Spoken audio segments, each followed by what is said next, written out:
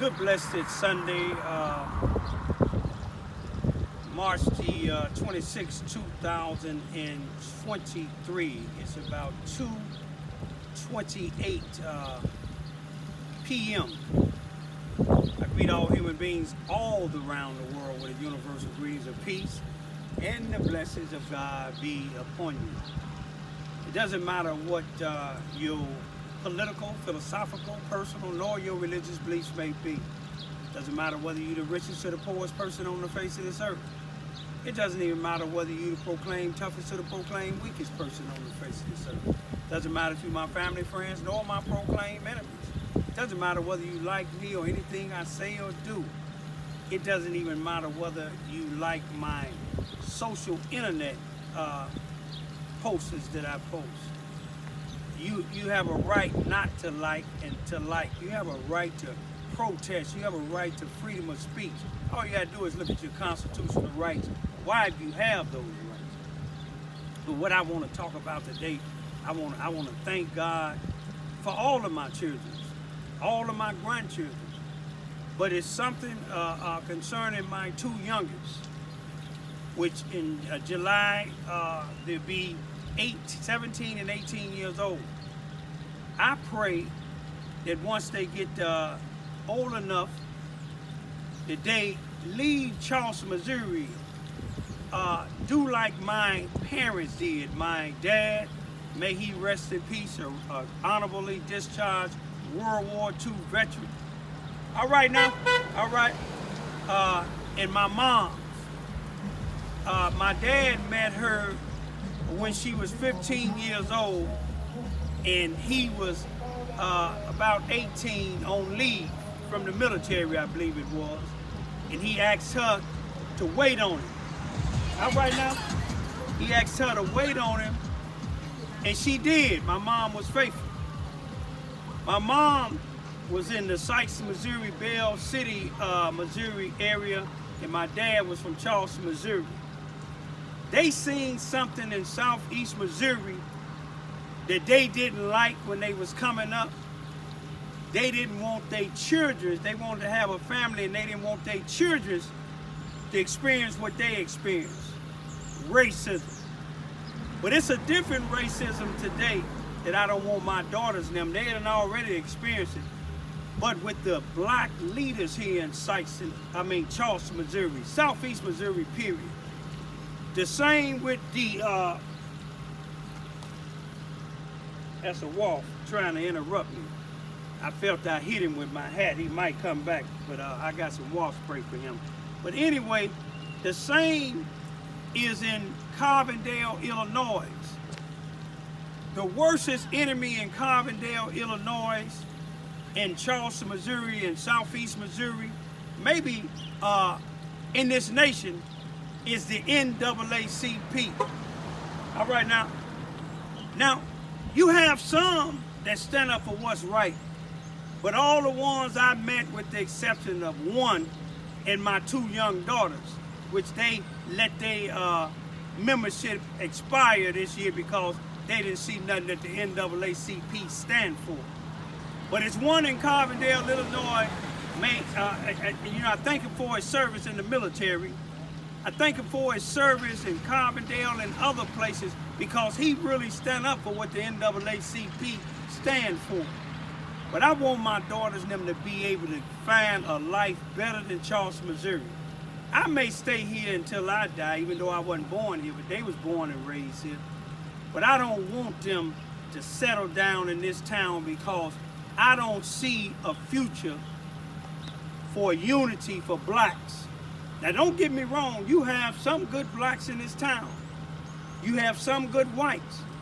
But I'm gonna give it to you. In Carbondale, Illinois, Jackson County, in Charleston, Missouri, Mississippi County, there's no question of doubt is ran by white good old boy system, who they have chains on the necks, shackles on the feet, and cuffs on the hands, and control of the mind of every black that's in a position in Charleston, Missouri, and in Carbondale, Illinois.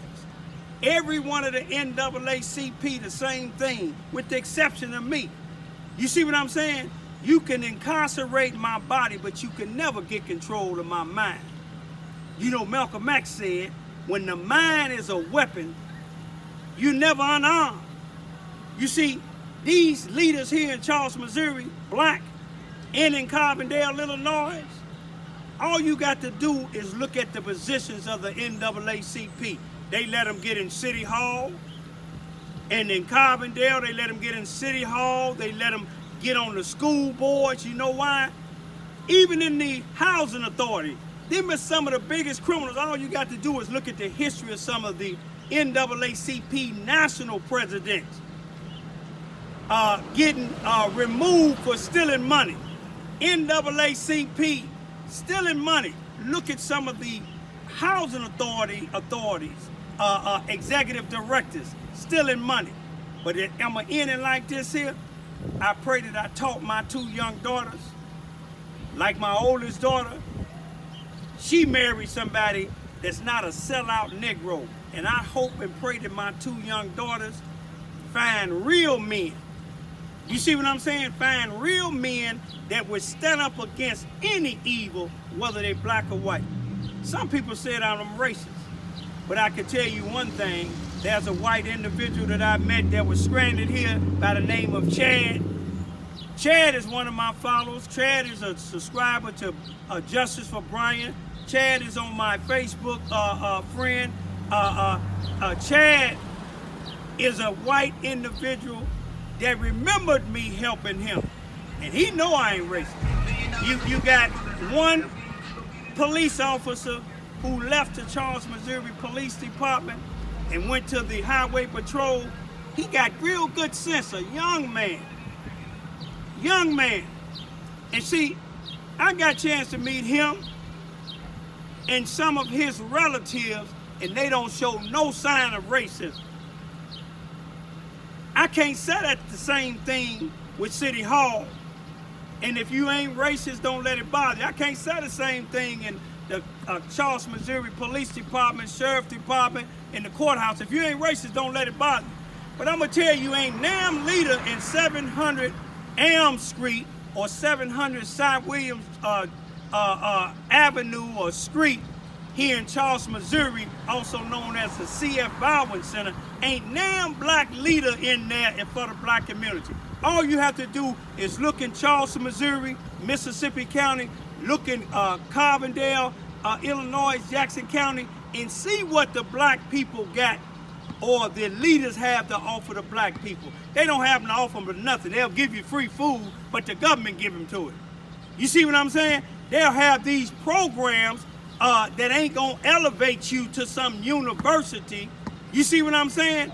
Or elevate you to a college to play basketball or to become a professional basketball or a lawyer or anything like that.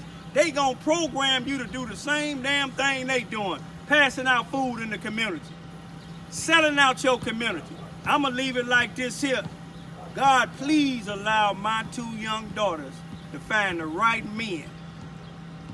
And when I settle down again, you can believe it'll be the right woman. No matter what her nationality is, she won't be a sellout.